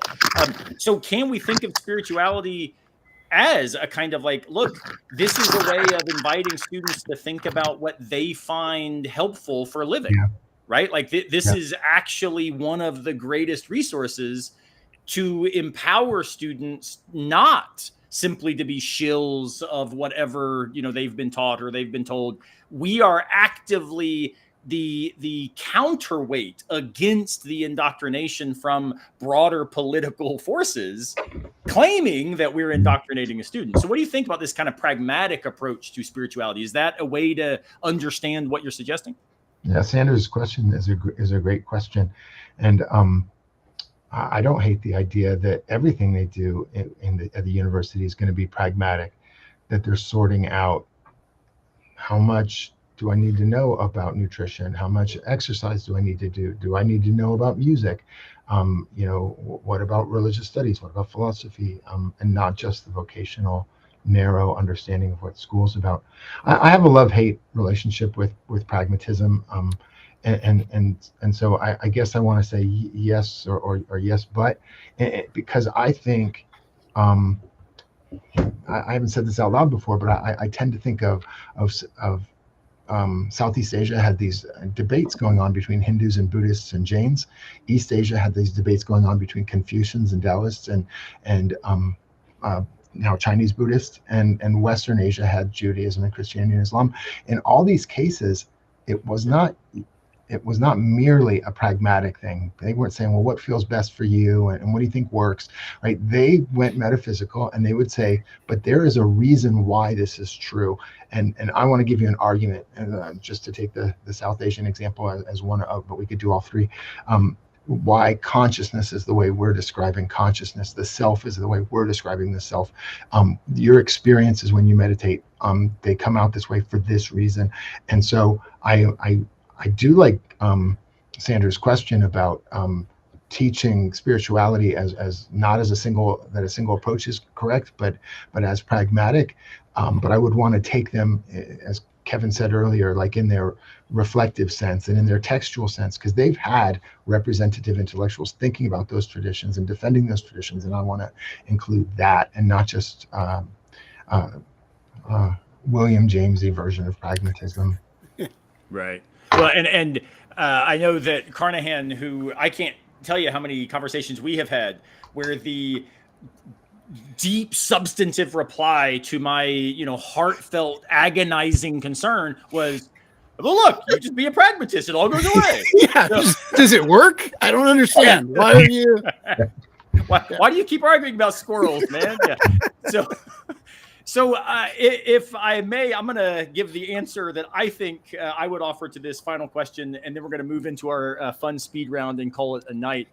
So one of the things that I realized probably a decade ago, and it was in some ways a big surprise to me because I had been trained in, grad school basically at the same place that Christy was trained. We both studied together at Florida State.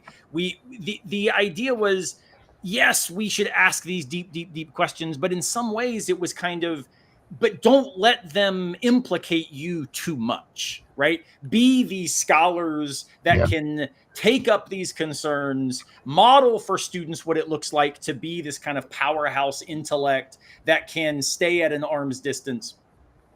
And then what, though, was so fascinating to me is, though that was what we were getting over and over and over, there were also the few professors who it wasn't that for them. It was, I'm asking this question and writing these books and wrestling with this because this is what keeps me up at night, because I've got to figure out where I stand in this debate.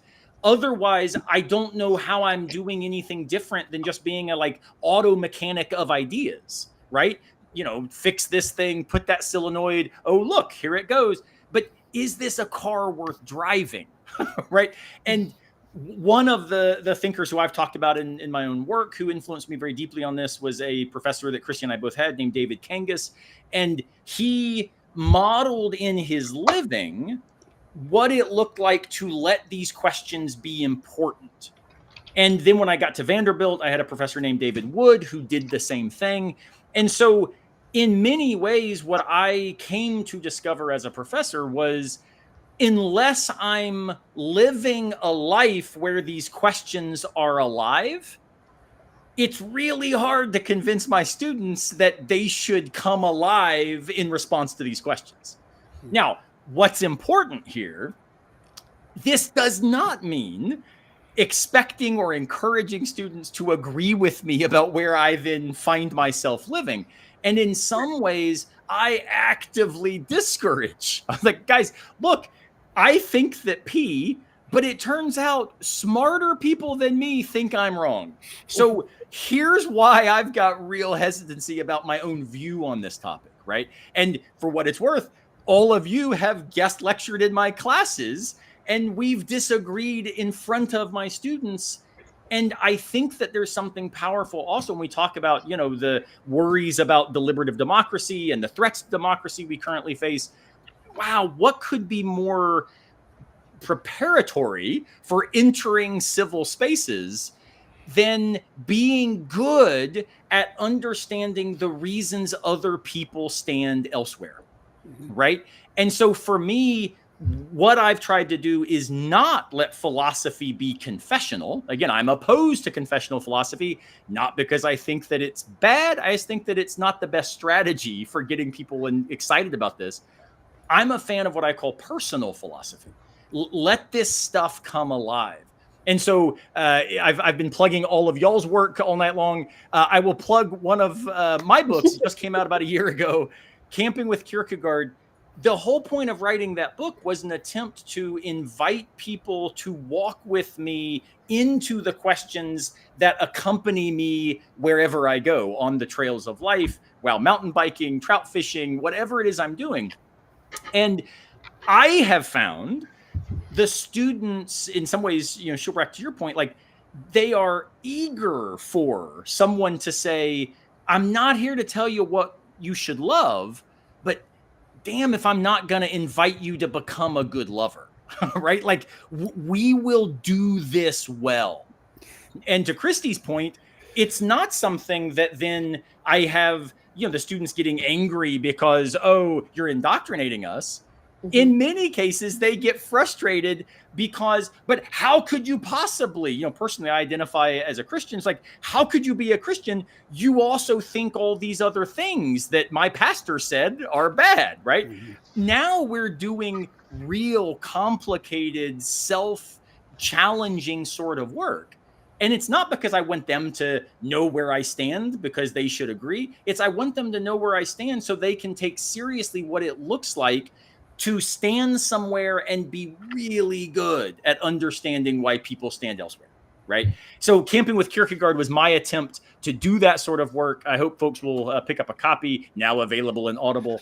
But what I also would say is I would encourage philosophers. So we've talked about like what we would do in the classroom, how we would approach this, but I would also encourage my philosophical peers to recognize that we've got to become good, like all of you are, at translating these academic narrow debates in ways that people can see the stakes of.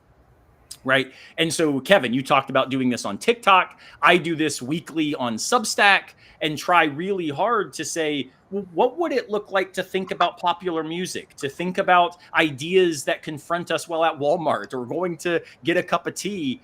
How is it we could think together more effectively about the stuff we encounter every single day so that philosophy isn't something we wish we had done back in college, right? Or something that we are actively avoiding in order to be practical and go into vocational training. Philosophy is something that we need at all stages of our life, not so that some person from on top of the mountain tells us what to do or how to live, but because it allows us to remind ourselves that the questions we ask are worth asking. And if they're not worth asking, walk with better people who say, that's kind of a dumb question. Like Carnahan tells me all the time, right? So I think we've got to be more personally available and model what we hope they will find interesting. And then secondly, we've got to be more willing to be advocates for philosophy, critical thinking as a way of being better at whatever we do, rather than thinking, oh, what can I do with that? Yeah. Right? Which is Kevin Shilbrack, what all my students and usually their parents are asking, what can they do with this? My response is not be an asshole, be more interesting, live a life where grief and despair are going to inevitably accompany us, but not be overwhelmed by it. Find a way to be successful without being defined by your accomplishments. Find a way to navigate failure without being wrecked by it, right? Like in general, what we do in these spaces is invite people to be better at living the life they will have lived. And it's like a buddy of mine yesterday, I'll finish with this because this is such a freaking great story. I was yesterday mountain biking up at a bike park near where I live, outside of Asheville, North Carolina. And I'm sitting there talking to a couple of friends of mine. And one of them says, dude, like, do you even think college is like worthwhile anymore? Is there any point?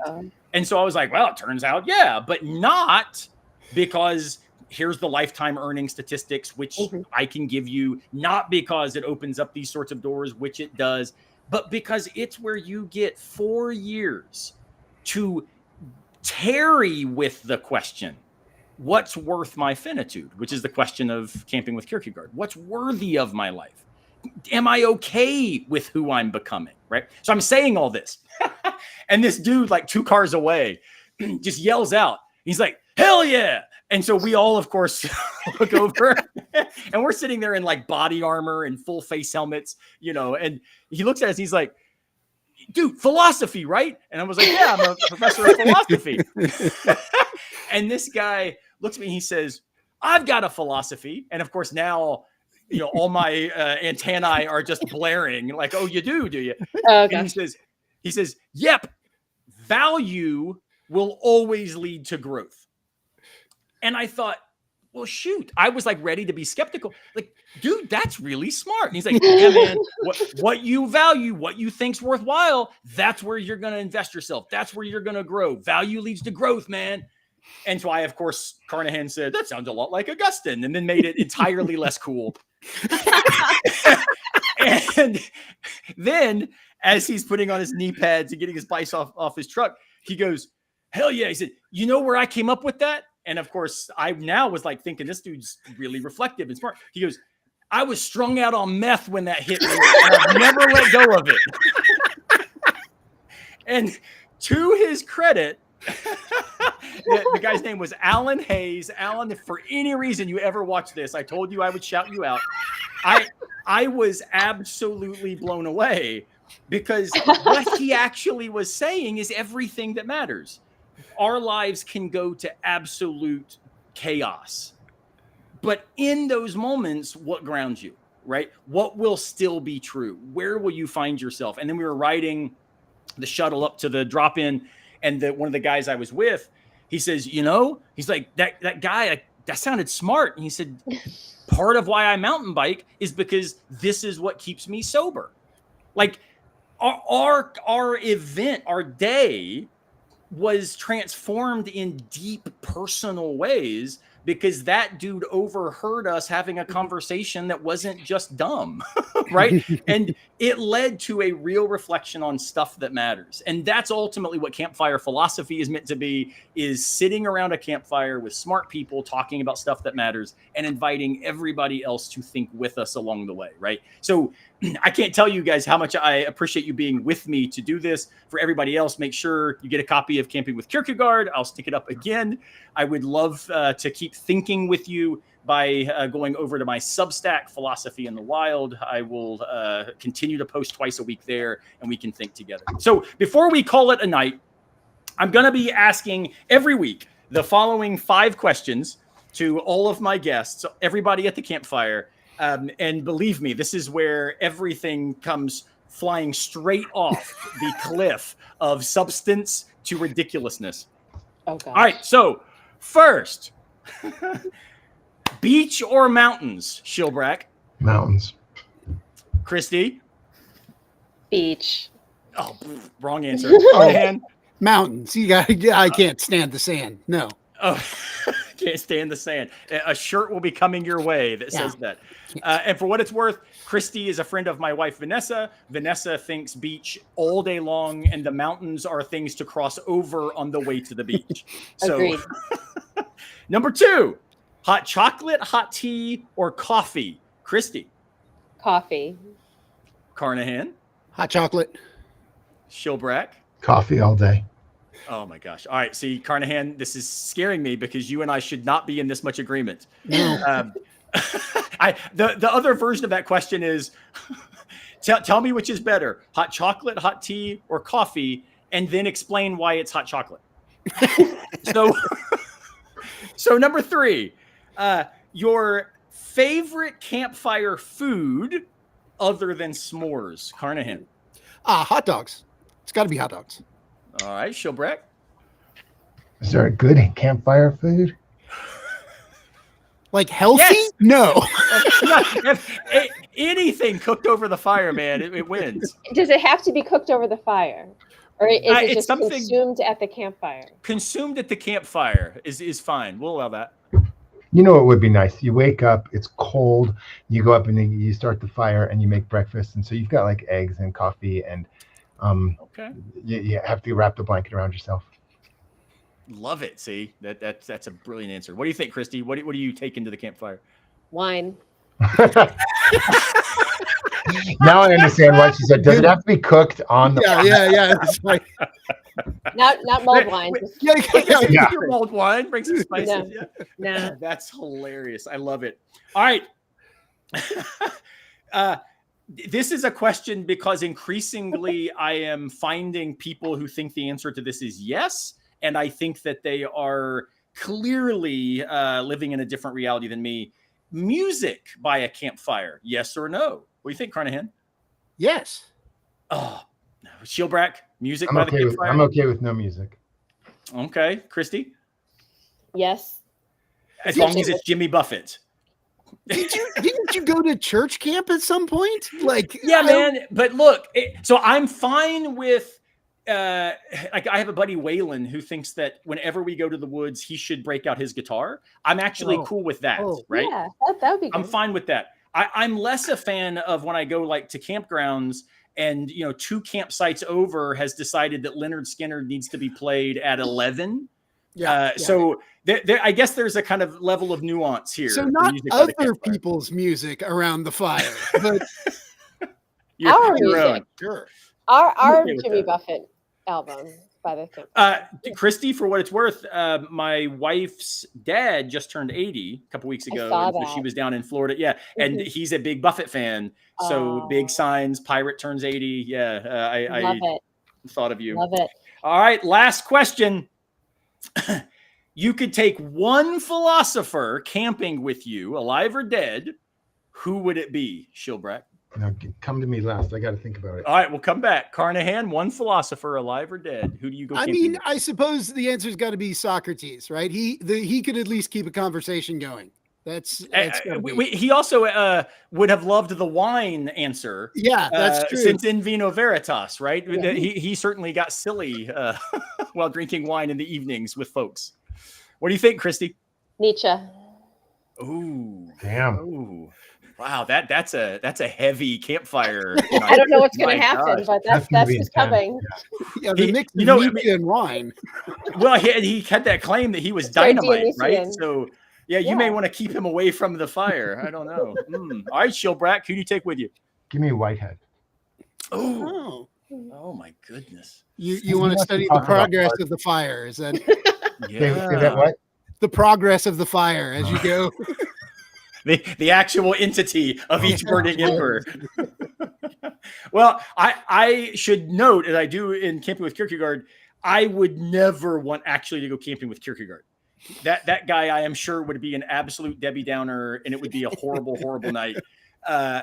but I'm going to give different answers to this every week. I actually tonight think it would be super cool to have Simone de Beauvoir by the campfire, because I think she was a better philosopher than Sartre and never got the credit that she really deserved. And I would love to think with her about how ambiguity plays out. And I think what better place to talk about ambiguity than while drinking hot chocolate, eating a hot dog by the campfire. I'd take, or wine. I'd take Simone de Beauvoir. So, well, y'all, this has been fantastic. Thanks again to Kevin Schilbrack. Make sure you go get a copy of his book, Philosophy and the Study of Religions. It is wonderful. I teach it in almost every class I do concerning philosophy of religion. It is absolutely fantastic. A wonderful, wonderful book. It's also accessible, which is rare. Make sure that you follow Kevin Carnahan on TikTok for no other reason than it will make you laugh, because he does unbelievably complicated things in very short little ways. It reminds me of that wonderful comment by Sarah Vowell, where she said she was having a bumper sticker made that says "Carry on complicated conversations with bumper stickers." So if you want to see what that looks like, follow Carnahan on TikTok. A huge thank to Christy, and you can also learn more about the Interfaith Dialogue program at UCF. They've got all kinds of events going on down there, so make sure you reach out to them so that you can come to any event if you live in Central Florida. And finally, a huge thanks to Planksip for all of their support. Make sure that you go on over to planksip.org. And if you use the code Aaron, it will get you a 50% membership discount for their ideal membership. Again, they do free book publishing. They will work with you and their editors to get your ideas out to a broad audience. It's really an amazing philosophical community doing all the kinds of public work that we are celebrating here. So go over to planksip.org. Big thanks to Daniel and the whole team over there. And then finally, please do come connect with me over at Philosophy in the Wild. I would love to think with you on a regular basis. I do all kinds of stuff there. We do live Zooms with paid subscribers. There's 2 posts a week, free and paid options available. And don't forget to grab a copy of Camping with Kierkegaard while you're at it. So this brings to a close our first episode of Campfire Philosophy. We will be doing this each Monday night through July and August. So for everybody, 7 p.m. Eastern Standard Time on all the platforms that it's currently streaming on. It will also be uploaded as an audio podcast to Spotify, Apple Music, and other places about 2 or 3 days after the live streams air. So I hope to see you all next week, where I will be joined by 3 amazing scholars to talk about AI and human flourishing.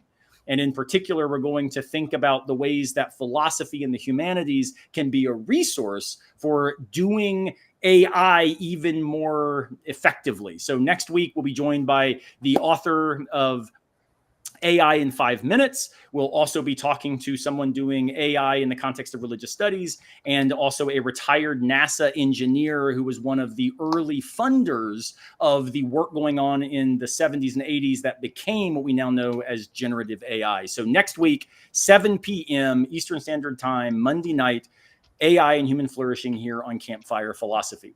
So again, thanks to all of my guests. You all rock my face. You are amazing. And to everybody else, I hope to see you next week. On the trail, for hiking with me a few miles more, for casting out your line into waters in which we both stand, for dropping in at the top and fist bumping me at the bottom, and for coming camping with me and Kierkegaard. Our time together has been so very worthy of my finitude. I hope it was worthy of yours as well.